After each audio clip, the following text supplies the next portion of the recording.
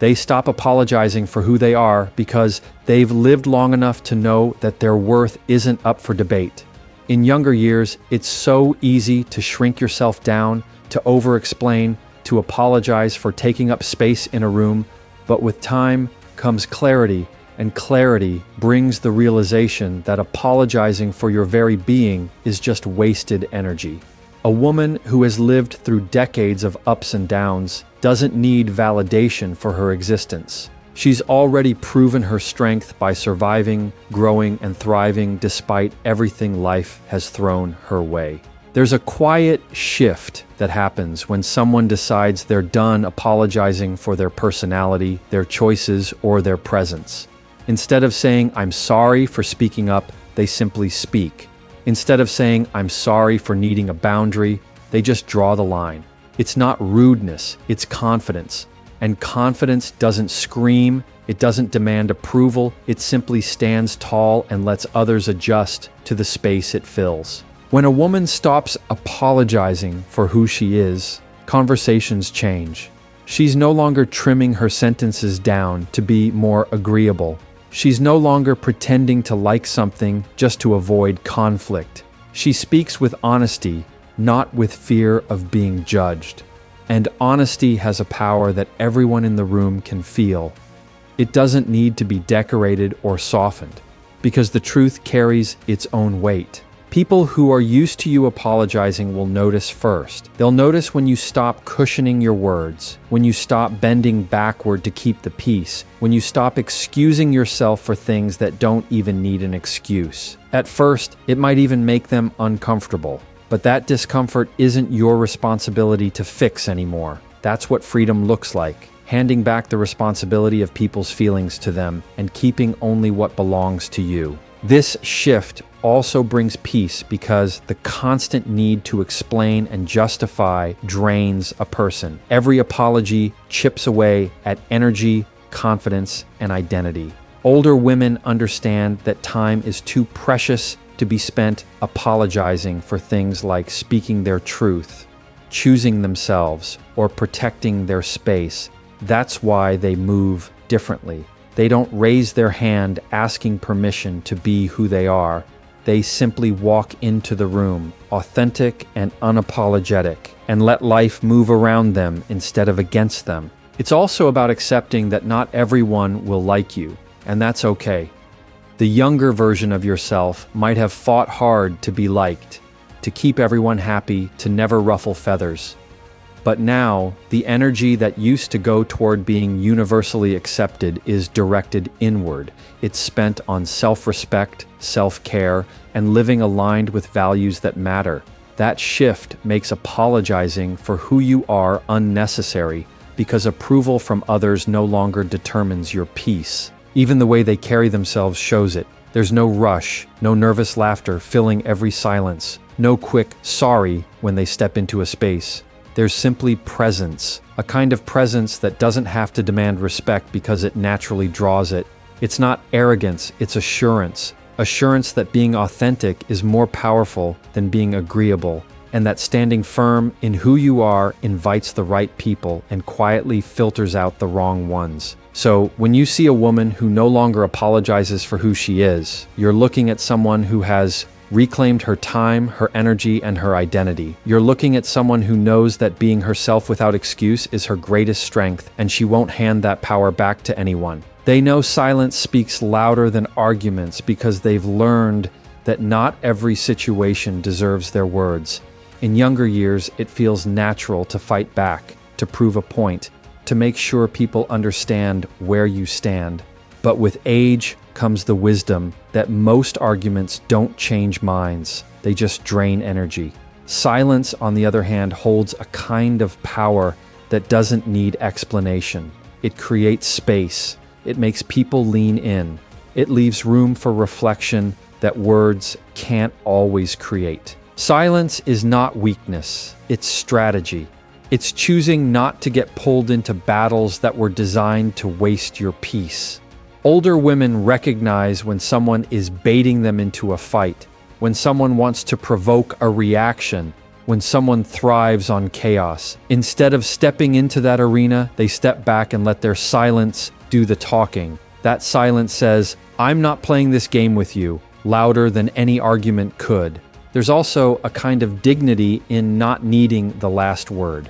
Younger versions of themselves might have fought hard for it, chasing closure in heated debates, needing to wrap everything up with a tidy bow. But with time, they realize closure doesn't come from winning an argument. It comes from knowing you didn't compromise your peace in the process.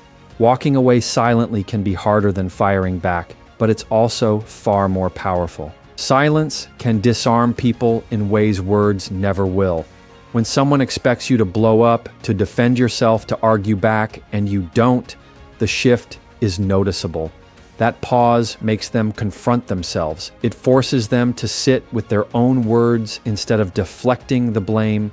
It unsettles them because they can't feed off your reaction, and that's the beauty of it. Silence robs negativity of the fuel it needs to keep burning. It also speaks volumes in relationships.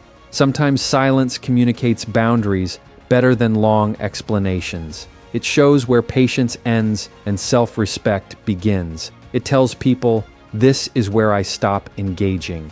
And that line doesn't have to be shouted, it's quietly understood. Silence becomes a form of strength that others can sense without needing a single word. There's a peace that comes with silence too. Arguments can leave you restless, replaying the conversation in your head, thinking of what you should have said differently. Silence doesn't do that. Silence closes the door without slamming it. It lets you walk away with your calm intact, knowing you didn't give away more energy than the situation deserved. That's why older women lean into it more often. They've learned that the cost of peace is far more valuable than the satisfaction of being right. And in silence, there's clarity. Without the noise of back and forth words, you can actually hear your own thoughts. You can step outside of the chaos and recognize what truly matters. Arguments often blur that perspective, but silence sharpens it. It helps you see people's intentions more clearly, their patterns more honestly, and yourself more truthfully. They choose peace over people-pleasing because they've finally realized that no amount of approval from others is worth losing themselves. For so many years, it's easy to fall into the trap of wanting to keep everyone happy, smoothing over every rough edge, saying yes when you wanted to say no. That desire to be liked or accepted often comes at the cost of inner calm. With time, though, there's a shift. You begin to understand that peace is something you can't buy back once you give it away, and no amount of pleasing others will ever fill the emptiness it leaves behind. Choosing peace means being willing to disappoint people if it means staying true to yourself. It means stepping back from situations where your presence is expected, but your spirit isn't respected. It's saying no without guilt and not feeling the need to justify it. When you get older, you realize that someone else's opinion of you doesn't shape your worth. And letting go of the need to constantly win approval creates a freedom that's unmatched. People-pleasing looks harmless on the surface, but over time, it drains you. It makes you overextend yourself, carry burdens that don't belong to you, and silence your own needs. Older women know the toll that takes, and they're no longer willing to pay that price. Instead, they lean into peace. Peace in their homes, in their routines, in their conversations, and in their hearts. They protect it like it's their most valuable possession because, in truth, it is. There's also a strength in understanding that not everyone is meant to be pleased. Some people thrive on taking, and the more you give, the less they respect you. By choosing peace instead of people-pleasing, you set the tone for how you're treated. You send the message that your well-being isn't negotiable and that you value your own happiness more than someone else's fleeting approval. That shift changes relationships. It weeds out the ones who only stayed because of what they could take, and it strengthens the ones built on genuine respect. Peace doesn't mean isolation. It means alignment. It means surrounding yourself with people who bring calm instead of chaos, who give as much as they take, who honor your boundaries without resentment. It means filling your days with choices that reflect who you are, not who others want you to be. And when you choose peace in this way, you begin to notice how much lighter life feels. The weight of constant performance drops away, and what's left is a steady kind of contentment that doesn't shake easily. This choice isn't always easy, but it is always worth it. There will always be people who don't understand why you no longer bend over backward for their comfort, but their misunderstanding is not your burden. Protecting your peace doesn't require their approval. It only requires your decision to stand by it. They don't chase, they attract because they've reached a place in life where they no longer feel the need to run after what isn't meant for them. In earlier years, there's often this drive to pursue relationships, friendships, opportunities, even validation, hoping that by chasing harder, you'll secure a sense of belonging. But time has a way of teaching that what's truly meant for you doesn't require a constant chase. Instead, it comes naturally, drawn to the strength, calm, and confidence that you carry when you know your worth. When you stop chasing, you begin to live from a place of self-assurance rather than scarcity. Instead of thinking you need to prove yourself or constantly hustle for love and respect, you let your presence and character do the work for you. This doesn't mean being passive, it means standing rooted, knowing that what aligns with your values and your spirit will gravitate toward you. The energy shifts from desperation to dignity, and people can feel that difference immediately. Attracting rather than chasing creates a stronger filter in life. The people who come into your space are there because they want to be, not because you begged them to stay. The opportunities that land in your lap are there because they fit the season you're in, not because you exhausted yourself trying to force them. This natural flow makes relationships healthier because they're built on mutual respect rather than one-sided effort. There's also a deeper sense of freedom in attraction. You're no longer tied to the outcome of every interaction. You don't measure your value based on whether someone chooses you because you already chose yourself. That kind of inner stability is magnetic. It draws the right people, the right conversations, and the right energy because people are naturally pulled towards someone who is at peace within themselves. Older women who embody this understand that chasing often leads to disappointment. It places your happiness in someone else's hands, waiting for them to validate your worth. But attracting is different. It flips the script. It places the focus back on living authentically, carrying yourself with quiet strength, and letting others recognize your value without you having to point it out. That's a kind of power that doesn't need to shout. They trust their own wisdom over outside opinions because they've lived long enough to know that experience teaches lessons no one else can hand to you. In earlier years, it's natural to look outward for guidance, to lean on the opinions of others, to crave reassurance that you're making the right decisions. But with time, there comes a moment when you realize that the most reliable voice is the one inside of you.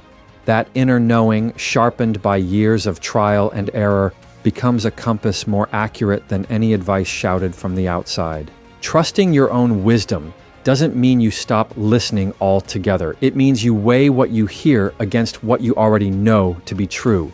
Advice can be helpful, but it doesn't override the deep understanding that only comes from living through countless seasons of joy, heartbreak, failure, and growth. Older women recognize patterns that younger ones might miss. They've seen how choices play out over time, so when their gut speaks, they listen closely because they know it rarely lies. This trust also brings a calmness to decision-making. There's no frantic need to poll everyone around them or gather approval before taking action. They don't feel the urge to justify their choices to others because they know the reasons are already clear within themselves. That kind of confidence doesn't just happen overnight. It's built through years of learning when to ignore the noise and when to follow the quiet tug of intuition. There's also freedom in no longer being swayed by outside judgment. People will always have opinions, some helpful, many not, but opinions are shaped by other people's fears, their limitations, their biases. To trust your own wisdom is to understand that those opinions don't always apply to your journey. You can acknowledge them without carrying them. You can respect them without obeying them. And when you do that, you step into decisions that feel aligned rather than decisions that feel forced. It changes the way they view mistakes too. In younger years, mistakes feel heavy, like proof that you should have listened to someone else. But with age, mistakes are simply data, lessons folded into wisdom. Each one reinforces the belief that even when you stumble, you learn something valuable that shapes the next step.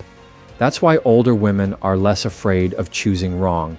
They trust that no matter what, they'll figure it out, just as they always have. And when you walk with that kind of trust, others notice. People are drawn to someone who doesn't second-guess every move, who doesn't need to ask the world for permission before making a choice. That steadiness is magnetic because it reflects strength. It shows that you know yourself well enough to lead your own life, and that kind of assurance inspires others to lean into their own wisdom too. They protect their energy like it's gold because they've learned that not everyone deserves access to it. When you're younger, it feels natural to pour yourself out for everyone around you, to say yes to every request, to stretch yourself thin in order to keep relationships, commitments, and appearances alive. But after enough years of exhaustion, disappointment, and realizing that not everyone gives back what you give, you begin to understand that your energy is limited and valuable. Protecting it becomes less of a choice and more of a necessity. This protection shows up in boundaries. Older women know how to say no without guilt, how to step away from toxic conversations, and how to decline invitations that don't serve their peace. They don't explain or over-justify it anymore because they understand that the right people will respect their space while the wrong ones will take offense. That distinction itself becomes the filter. Protecting energy also means being intentional with time.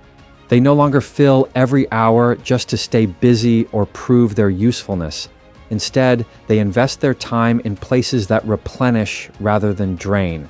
Quiet mornings, meaningful connections, and simple joys take priority over obligations that only leave them empty. This shift creates balance, and balance creates peace. It also changes how they handle conflict. Instead of being dragged into endless arguments or trying to convince others to see things their way, they conserve their energy by walking away. They've realized that not every battle is theirs to fight, and not every situation requires their input.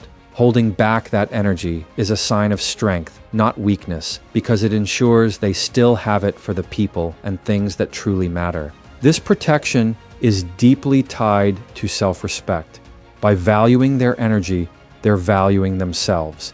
It sends the message that their well-being isn't up for negotiation, and that giving access to their presence is a privilege, not something to be taken for granted. That mindset creates a life where they are surrounded by more peace, more balance, and more authentic connections, because only those who honor their energy remain close.